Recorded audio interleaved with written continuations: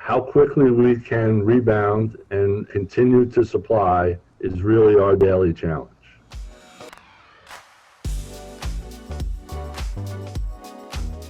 I'm Mike Corbo. I'm the Chief Supply Chain Officer of Colgate-Palmolive. I've been here at Colgate for over 40 years now. At Colgate-Palmolive, our purpose is to reimagine a healthier future for all people, their pets, and our planet. At the moment, the main supply chain challenges are the magnitude and the frequency of disruptions.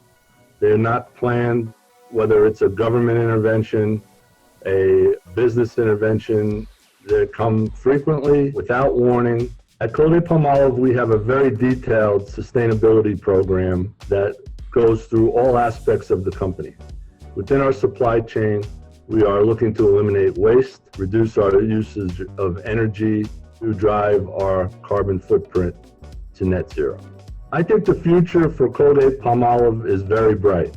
We need to invest and focus on our people. Make sure that people have the competencies, the capabilities, and the resources to thrive and help us achieve our goal of growth and innovation.